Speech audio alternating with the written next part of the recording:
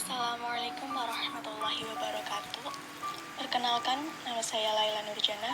Saya dari KPIE. Di sini saya akan menjelaskan tentang aspek kuantitas rawi dan skema sanad hadis. Yang pertama yaitu hadis mutawatir. Mutawatir secara kebahasaan berasal dari isim fi'il, yaitu al-tawatur, yang berarti al-tadabu, yaitu berturut-turut. Sedangkan menurut istilah, yaitu Bismillahirrahmanirrahim, ma rawahu adadun kathirun tuhillul adahu tawatu'a hum alal kadhibi, yang berarti hadis yang diriwayatkan oleh orang banyak yang mustahil menurut adat bahwa mereka bersepakat untuk berbuat dusta. Jadi maksudnya, hadis ini disampaikan oleh rawi-rawi yang banyak jumlahnya secara berturut-turut dan mereka mustahil untuk berbuat dusta atau kebohongan. Kriteria hadis mutawatir. 1. Perawi tersebut terdiri atas jumlah yang banyak. Beberapa ulama berpendapat minimalnya atau sekurang-kurangnya yaitu 10 perawi. Yang kedua, jumlah tersebut harus terdapat pada setiap lapisan atau tingkatan sanad. Yang ketiga, mustahil untuk berbuat dusta atau kebohongan. Jadi mereka tidak akan berbuat kebohongan. Yang keempat, sandaran riwayat mereka adalah panca indera melalui pendengaran atau penglihatan, ditandai dengan kalimat kami telah melihat, kami telah mendengar, kami telah menyentuh, dan sebagainya. Hadis mutawatir terbagi menjadi dua, yaitu mutawatir lafzi dan mutawatir maknawi. Mutawatir lafzi yaitu ma tawatara lafzuhu wa ma'nahu, yaitu hadis yang mutawatir lafaz dan maknanya. Maksudnya dalam lafaz ini yaitu berkaitan dengan perkataan Nabi. Sedangkan mutawatir maknawi yaitu ma tawatara ma'nahu duna lafzihi, hadis yang mutawatir maknanya saja, tidak pada lafaznya. Maksudnya, segala sesuatu yang dilakukan Nabi atau biasa disebut dengan perbuatan Nabi Muhammad SAW. Contoh hadis mutawatir, hadis tentang mengangkat tangan ketika berdoa. Nabi SAW tidak mengangkat kedua tangannya dalam doa-doa beliau, kecuali dalam sholat istisqa, dan beliau mengangkat tangannya hingga tampak putih-putih kedua ketiaknya. Hukum dan kedudukan hadis mutawatir. Hukum hadis mutawatir adalah qati al-wurud, yaitu pasti keberadaannya dan menghasilkan ilmu yang doruri atau pasti. Oleh karena itu, orang muslim wajib mengamalkan dan menerimanya. Dan orang yang menolak hadis mutawatir dihukumkan kafir. Yang kedua adalah hadis ahad. Secara bahasa, kata ahad berarti satu. Khabar al-wahid adalah kabar yang diriwayatkan oleh satu orang.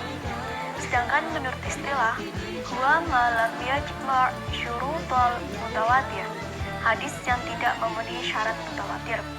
Jadi maksudnya adalah hadis ini diriwayatkan oleh satu orang dan tidak memenuhi syarat mutawatir. Hadis ahad dibagi menjadi 3. Yang pertama, hadis masyhur. Menurut bahasa, masyhur berasal dari isim maf'ul yaitu syahara, yang berarti al-zuhru, yaitu nyata. Sedangkan menurut istilah yaitu ma rawahu thalathatun fa aktsaru fi kulli tabaqatin ma lam yablugh hadd tawaturi, yaitu hadis yang diriwayatkan oleh 3 orang perawi atau lebih pada setiap tingkat sanad, selama tidak sampai kepada tingkat mutawatir. Jadi maksudnya, hadis masyhur adalah hadis yang memiliki perawi sekurang-kurangnya 3 orang dan jumlah tersebut harus terdapat pada setiap tingkatan sanad.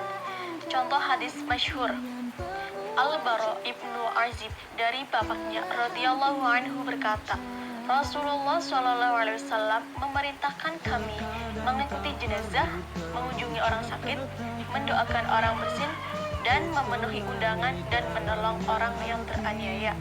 Hadis riwayat Bukhari dan Muslim. Dua adalah hadis aziz. Aziz menurut bahasa sifat musyabbat dari kata arza ya'izu yang berarti pola dan nadara, yaitu sedikit dan jarang, atau berasal dari kata arza ya'izu yang berarti qawiya dan ishtadda, yaitu kuat dan sangat. Sedangkan menurut istilah yaitu alla yaqillu ruwatuhu anitnaini fi jami'i tabaqatis sanadi, yaitu bahwa tidak kurang perawinya dari 2 orang pada seluruh tingkatan sanad. Jadi maksudnya itu yang meriwayatkan itu hanya 2 orang. Contoh hadis aziz dari Anas radhiyallahu anhu dari Nabi SAW, tidaklah beriman seseorang di antara kamu sehingga aku lebih dicintai daripada dirinya, orang tuanya, anaknya, dan semua manusia. Hadis Bukhari dan Muslim. Yang ketiga yaitu hadis gharib. Menurut bahasa, kata gharib adalah sifat musyabbat yang berarti al-munfarid atau al-ba'id dan aqrabihi, yaitu yang menyendiri atau jauh dari kerabatnya. Sedangkan menurut istilah huwa ma yang faridu biriwayatihi rawin wahidun, yaitu hadis yang menyendiri seorang perawi dalam periwayatannya. Jadi maksudnya hadis gharib itu yang meriwayatkan hanya seorang diri atau 1 orang perawi. Hadis gharib dibagi menjadi 2, yaitu gharib mutlak dan gharib nisbi. Gharib mutlak yaitu ma yang faridu biriwayatihi syahsun wahidun fi asli sanadihi, yang berarti hadis yang menyendiri seorang perawi dalam periwayatannya asal sanad. Contoh hadis gharib mutlak yaitu mengenai niat. Bismillahirrahmanirrahim. Innamal a'malu binniyat. Artinya, sesungguhnya seluruh amal itu tergantung pada niat. Hadis riwayat Bukhari dan Muslim. Hadis ini diriwayatkan oleh Umar bin Khattab sendiri di tingkat sahabatnya. Yang kedua, gharib nisbi, yaitu huwa ma kanati gharabatu fi athna'i sanadihi, yang berarti hadis yang terjadi gharib di pertengahan sanadnya. Maksudnya adalah hadis yang diriwayatkan oleh lebih dari seorang perawi pada asal sanad atau perawi pada tingkat sahabat. Namun, di pertengahan sanadnya terdapat tingkatan yang perawinya hanya sendiri atau 1 orang. Contohnya yaitu hadis yang diriwayatkan oleh Malik dari Al-Zuhri dari Anas radhiyallahu anhu bahwa Nabi SAW memasuki kota Mekah dan di atas kepalanya terdapat al-mighfar atau alat penutup atau penutup kepala. Hadis riwayat Bukhari dan Muslim. Pada hadis tersebut hanya Malik sendiri yang menerima hadis tersebut dari Al-Zuhri. Yang terakhir yaitu skema sanad. Skema sanad di sini saya mencontohkan skema sanad hadis masyhur. Jadi maksudnya itu rangkaian yang meriwayatkan hadis dari Rasulullah ke para sahabat, dari sahabat ke para tabi'in, dan dari para tabi'in ke imam-imam atau ulama-ulama.